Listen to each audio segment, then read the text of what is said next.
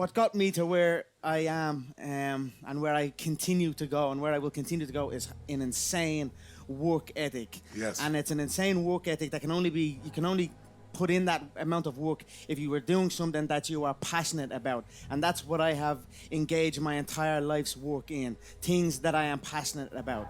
Yes. You cannot fully commit to something if you are not passionate about it. So you must look at your surroundings, at the things you were involved in, and ask yourself, are you truly passionate about these things? Do you truly want to put every ounce of your being into these things? And I am blessed, truly blessed by something. I am not sure what it is, but I am blessed that I was able to find my passion, the fight game, the whiskey game, the fashion game, the fitness game. Yes. These are my true passions, and I am going down these avenues that these avenues that the fight game has opened up for me. I'm going down them at 100 mile an hour with no brakes and full confidence in what lies ahead, and great things are happening. Yes. So I'm very, very blessed and very motivated still. You know, I'm, like you said, I'm only 30 years of age, Tony.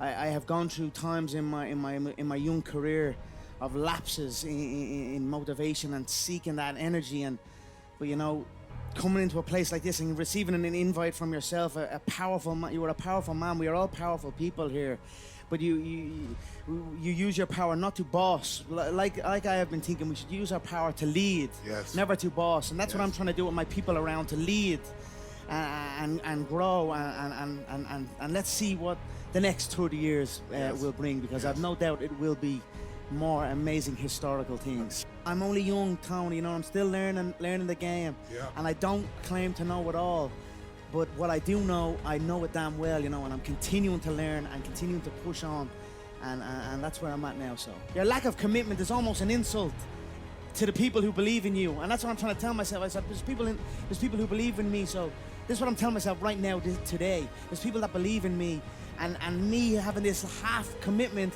it's you know, it's going against it. It's not who the fuck you are. It's not who the fuck I am. It's not what my people. It's not what the people who believe in me deserve. And I want to, you know, I want to give back to the people who believe in me and give them that belief, you know, and prove that belief correct.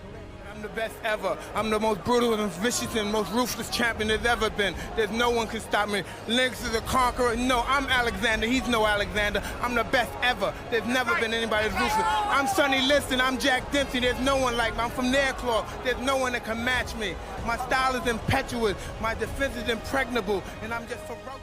I went through this huge spiritual thing where I became obsessed with the power of the mind. And I got into it deep, like really deep, just meditation, visualization, and just realizing how powerful our minds actually are, like how we really do paint our world with our thoughts and our level of self-belief. And so right around 2010,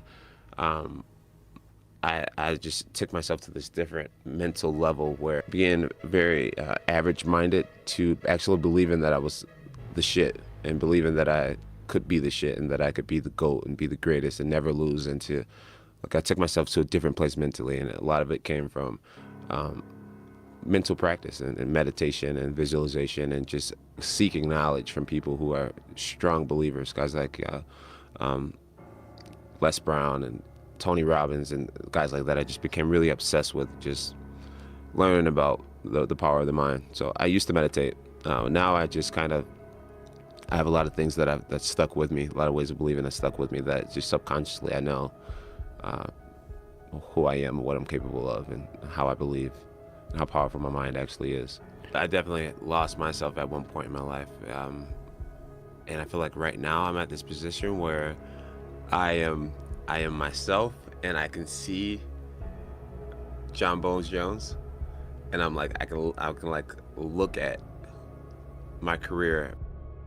So imagine that you lay out a plan and it meets with an impediment and it knocks the slats out from underneath the plan. Okay, now you retreat. Okay, now you have an option when you're retreating, and one option is to construct a world in fantasy where you're taking revenge on those who wronged you and getting what you want. That's a pathway to madness. So often people who develop serious delusions do develop what would you call them? They're compensatory fantasies, and then they start to dwell in them, and often for hundreds of hours. So the kids, again, who showed up at the Columbine High School, they dwelt in a fantasy world for hundreds of hours before they undertook their dreadful actions, right?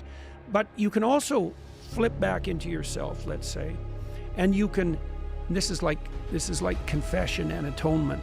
It's the proper way to think about it, is you can think about what it is that you did wrong or insufficiently that led to the collapse of your plan, right? So that's the first investigation.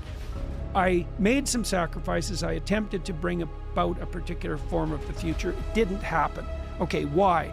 Well, the world is set against me and the cosmos is evil and there's no God and I'm bitter and cynical. That's one potential explanation, right? Poor me, right? And I'm not trying to be flippant about this, because sometimes people's dreams are quite realistic and they still fail catastrophically. You know, it can be brutal. You know, maybe you did make a lot of good decisions and you suddenly got ill, or someone in your family did, and everything went to hell on you. It doesn't have to be because you've done something cardinally foolish that you fail. You know, it's built into the structure of the world. But it doesn't matter. You can also retreat into yourself and you can say something like, all right, I need to retool my conception of strategy, but also potentially my conception of goal. You know, maybe I'm looking in the wrong place. Maybe I have to look somewhere else. And you can open yourself up to a revelation. And I would say you don't just have to face the reality of unjust suffering and death in your life. You have to face the reality of hell. And you might say, well, I don't believe in hell. It's like, well, do you believe in Nazi Germany? You know, do you believe in the Stalinist Soviet Union or Maoist China or Cambodia? That's hell. And you can assess that more deeply. You could say, well, that's not even hell. That's not as precise a formulation of hell as you might be able to conceptualize. Hell is actually participation in the process that led to the establishment of those countries. And that's something that human beings do. And the fact that we do that is something we have to face. And maybe that's even worse than death. And I think you can make a case for that. I really do. I think there are things in life that are worse than death. There are things in life that are worse than unjust suffering and death.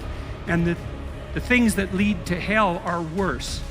And you might think, well, I don't have to worry about that. It's like, yeah, you do, as a matter of fact, because you're going to face those things too. And you're going to face that when you face your own malevolence, which you will, and you're going to face that when you face the malevolence of others, including the mob. And some of that's just death and tragedy, and some of it is something far darker and deeper. Look the shark in the eye, or it would think you're prey. Think, well, what do you have to look in the eye so you're not prey? And you know, human beings have been trying to figure that out for a long time, because we're strange animals, because we're predators, but we're also prey. And so I guess at any moment you're sort of deciding, well, are you a predator? Are you the thing that's on top, or are you prey? And you're prey if you turn tail and run. You practice forthright and voluntary exposure to that which terrifies and dismays you. It transforms you. How would things transform if I took this on as a voluntary adventure? You know, regardless of its scope, and the scope would include unjust suffering, death, and hell. And that's not just some religious or metaphysical vision. It's like, no, you're actually going to have to contend with that in your life, in whatever way those things make themselves manifest to you personally. That's coming, man. And so maybe you better get prepared.